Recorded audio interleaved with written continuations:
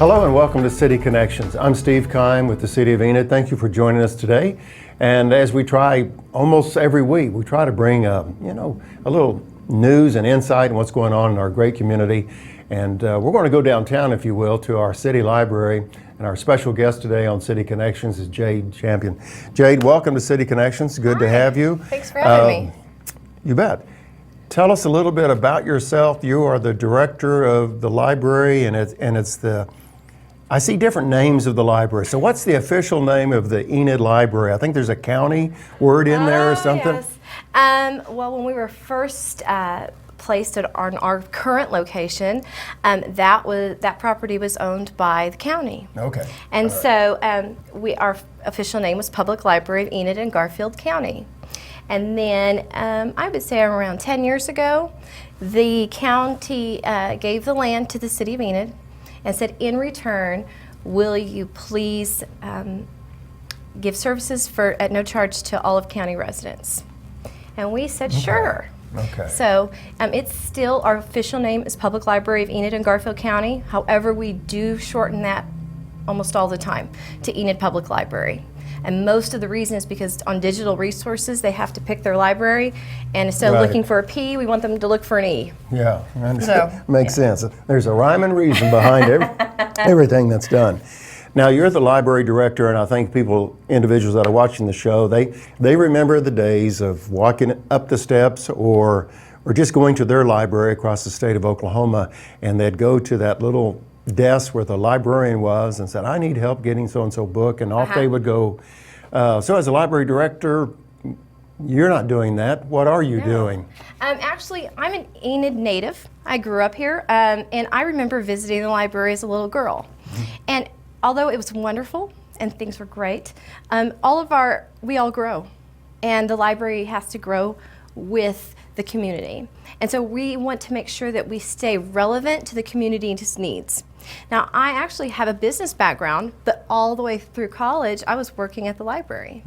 And so when I actually worked at City Hall for a little while, for about 3 or 4 years, and then I went over to the library to help with management there, and then eventually they chose me as a library director. So I love library work. It's actually like there's a fire within you that is like, I need to look this up. Yeah, so it's actually a really good feeling. But what I'm doing is, with my business background, I have to look at my target audience.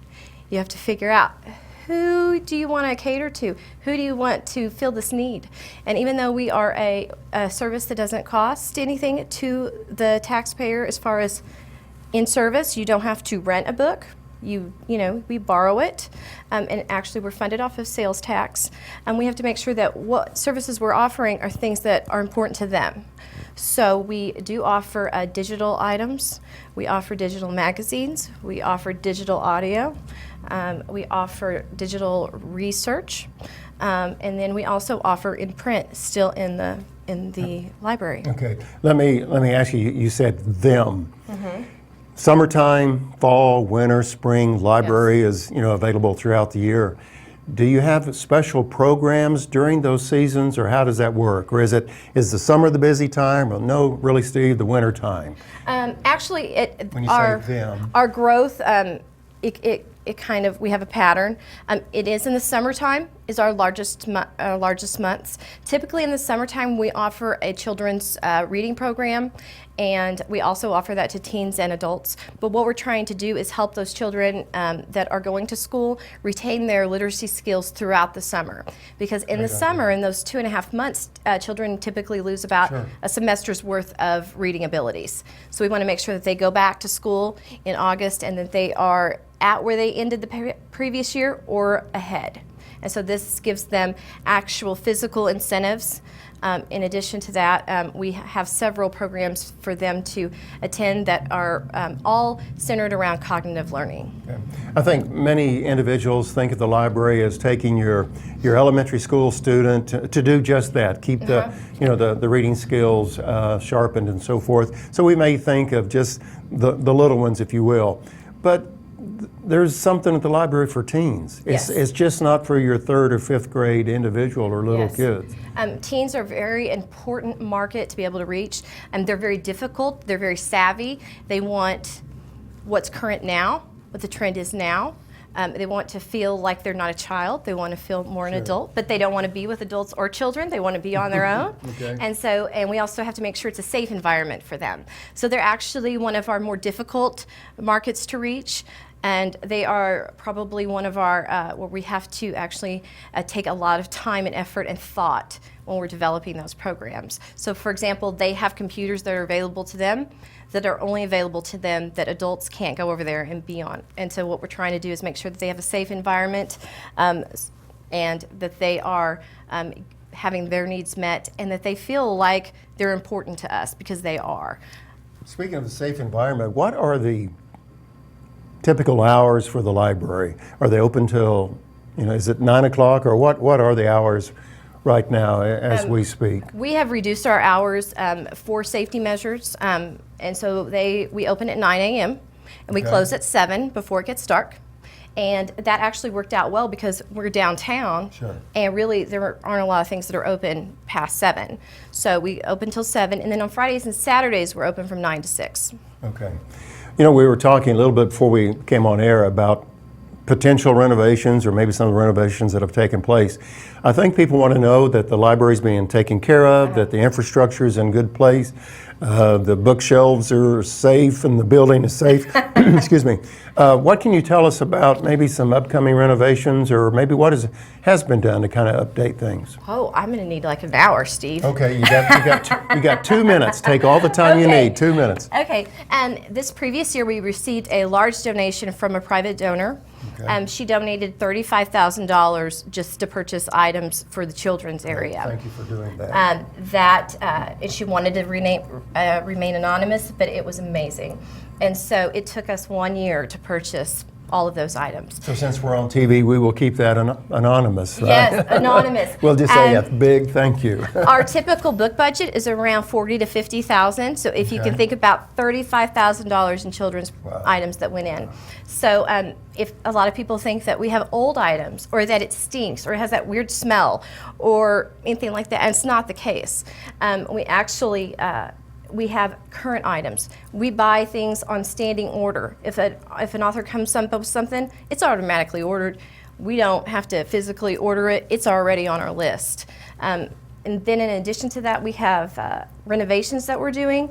That anonymous donor that gave $35,000 for kids, she gave $20,000 to build study rooms for these kids. And so these study rooms are currently being constructed. There's a larger one on the side for a makerspace, and then we received a $15,600 grant from the Oklahoma Department of Libraries to buy the technology to go into the makerspace.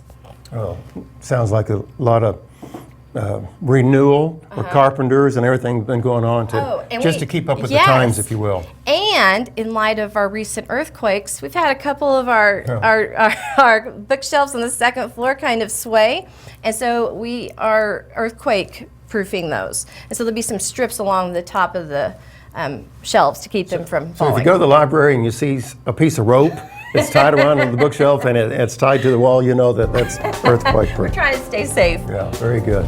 Our special guest on City Connections, Jade Champion, our Director of the Library, or Enid Public Library. And we'll have more with Jade right after this.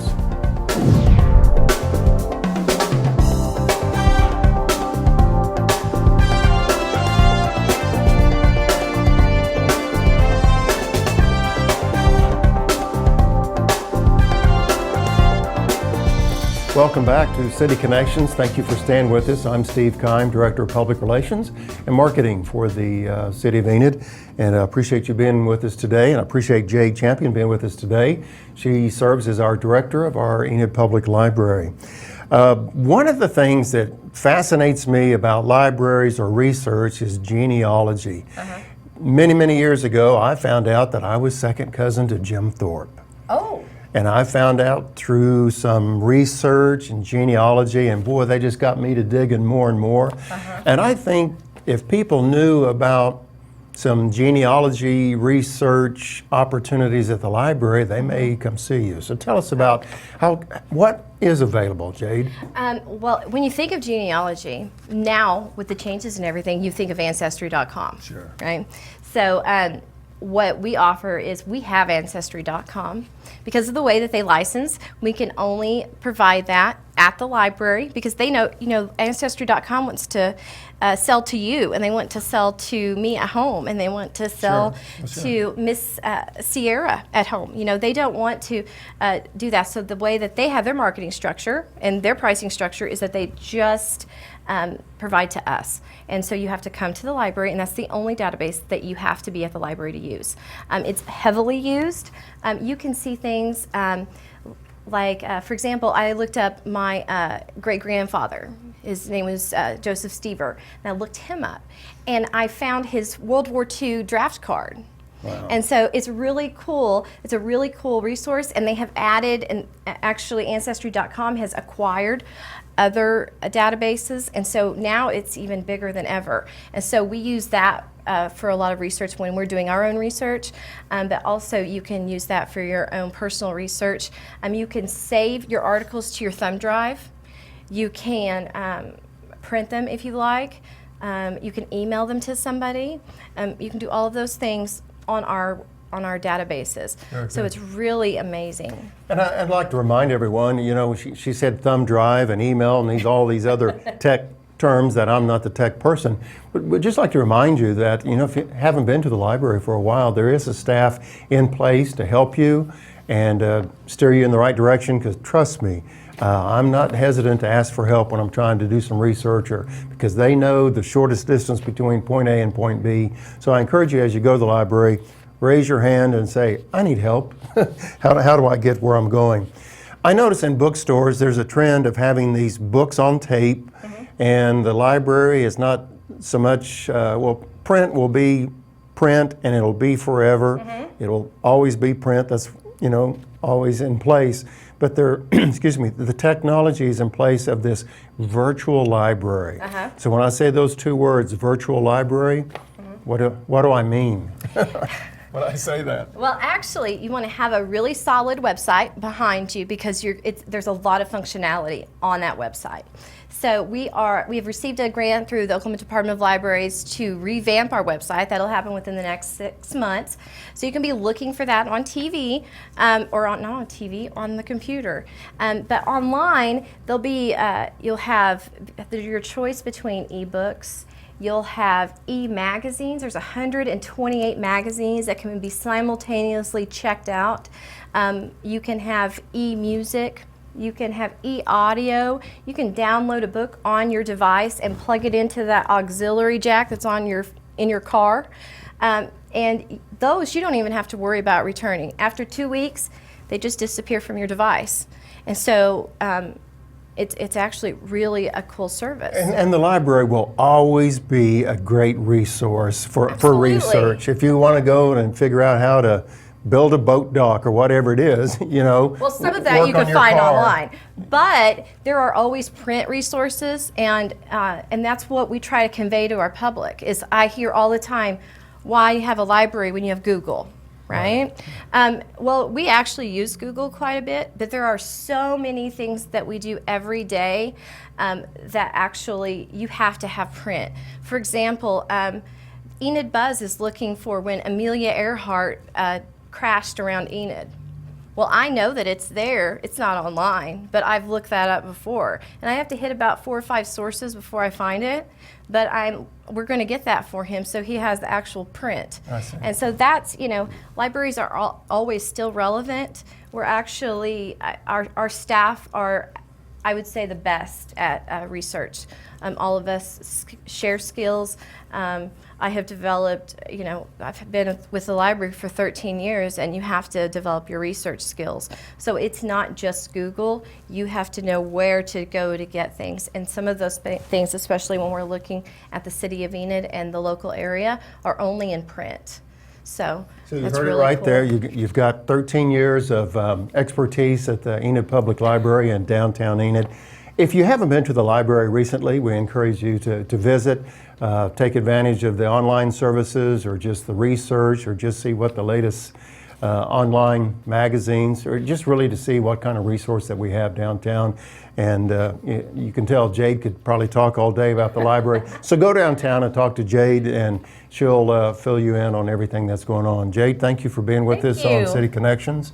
How can folks find out about hours, websites, phone numbers, things of this nature? How can they, before they come downtown, if they need to make a phone call, what can they do? We have Twitter, we have Facebook, we have our website at www.enid.org/library, and our phone number is 580-234-6313.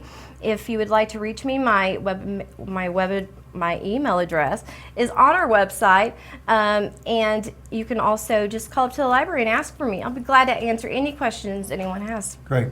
I got to go because I got to return a book that's overdue. So we'll be hunting you down. Just kidding. No, it's due today, so I got to do that.